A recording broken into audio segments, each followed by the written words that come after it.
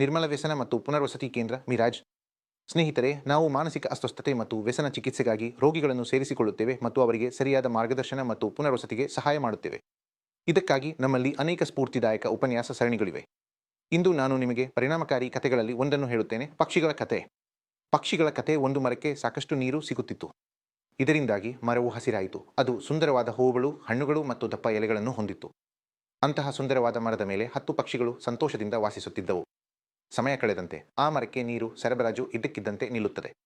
ನೀರಿನ ಕೊರತೆಯಿಂದಾಗಿ ಮರವು ನಿಧಾನವಾಗಿ ಒಣಗಲು ಪ್ರಾರಂಭಿಸುತ್ತದೆ. ಎಲೆಗಳು ಉದುರಲು ಪ್ರಾರಂಭಿಸುತ್ತವೆ ಮತ್ತು ಮರವು ಒಣಗಲು ಪ್ರಾರಂಭಿಸುತ್ತದೆ. ಅದನ್ನು ನೋಡಿದ ಆ 10 ಪಕ್ಷಿಗಳಲ್ಲಿ 5 ಪಕ್ಷಿಗಳು ತಾವು ಬೇರೆ ಮರಕ್ಕೆ ಹೋಗುವುದಾಗಿ ನಿರ್ಧರಿಸುತ್ತವೆ. ಅಲ್ಲಿ ಸಾಕಷ್ಟು ನೀರು, ಹೂವುಗಳು ಮತ್ತು ಹಣ್ಣುಗಳು ಮತ್ತು ಉತ್ತಮ ವಾತಾವರಣವಿರುತ್ತದೆ. ಮತ್ತು ಈಗ ಪ್ರಶ್ನೆ, ಆ ಒಣಗುತ್ತಿರುವ ಮರದ ಮೇಲೆ ಎಷ್ಟು ಪಕ್ಷಿಗಳು ಉಳಿದಿವೆ? ಹೆಚ್ಚಿನವರು 5 ಎಂದು ಹೇಳುತ್ತಾರೆ. ಆದರೆ ಸರಿಯಾದ ಉತ್ತರ 10. ಏಕೆಂದರೆ ನಿರ್ಧಾರ ಮಾತ್ರ ತೆಗೆದುಕೊಳ್ಳಲಾಗಿದೆ, ಆದರೆ ನಿಜವಾದ ಕ್ರಮ ತೆಗೆದುಕೊಳ್ಳಲಾಗಿಲ್ಲ. ಪಕ್ಷಿಗಳು ಹೋಗಲು ನಿರ್ಧರಿಸಿದವು, ಆದರೆ ಅವು ಇನ್ನೂ ಹಾರಿ ಹೋಗಿಲ್ಲ. ಈ ಕಥೆಯಿಂದ ಪಾಠ ಸ್ನೇಹಿತರೆ, ನಮ್ಮ ಜೀವನದಲ್ಲೂ ಅದೇ ಸಂಭವಿಸುತ್ತದೆ. ಒಬ್ಬ ವ್ಯಕ್ತಿಯು ವ್ಯಸನಿಯಾದಾಗ ಅವನ ಕುಟುಂಬ, ಸಮಾಜ ಮತ್ತು ಅವನ ಸ್ವಂತ ಆರೋಗ್ಯ ಎಲ್ಲವೂ ಹದಗೆಡುತ್ತದೆ. ರೋಗಿಯು ಚಿಕಿತ್ಸಾ ಕೇಂದ್ರಕ್ಕೆ ಬಂದಾಗ ಆ ಸಮಯದಲ್ಲಿ ಅವನು ಅನೇಕ ನಿರ್ಧಾರಗಳನ್ನು ತೆಗೆದುಕೊಳ್ಳುತ್ತಾನೆ. ಈಗ ನಾನು ವ್ಯಸನವನ್ನು ಬಿಡುತ್ತೇನೆ, ನನ್ನ ಜೀವನ ಬದಲಾಗುತ್ತದೆ. ಆದರೆ ನಿರ್ಧಾರ ತೆಗೆದುಕೊಳ್ಳುವುದರಿಂದ ಏನೂ ಬದಲಾಗುವುದಿಲ್ಲ. ನಿರ್ಧಾರವನ್ನು ಕಾರ್ಯರೂಪಕ್ಕೆ ತಂದಾಗ ಮಾತ್ರ ಬದಲಾವಣೆ ಸಂಭವಿಸುತ್ತದೆ.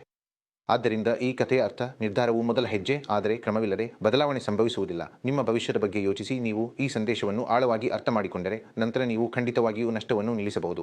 ಮಾನಸಿಕ ಶಾಂತಿ, ಆರ್ಥಿಕ ಸ್ಥಿರತೆ, ಸಾಮಾಜಿಕ ಪ್ರತಿಷ್ಠೆ ಮತ್ತು ಕುಟುಂಬ ಪ್ರೀತಿ ಇವೆಲ್ಲವೂ. ವ್ಯಸನದಿಂದ ಮುಕ್ತಿ ಪಡೆಯುವ ಹಾದಿ ನಿಮ್ಮ ಮುಂದಿದೆ. ಕೇವಲ ನಿರ್ಧರಿಸಬೇಡಿ, ಕ್ರಮ ತೆಗೆದುಕೊಳ್ಳಿ.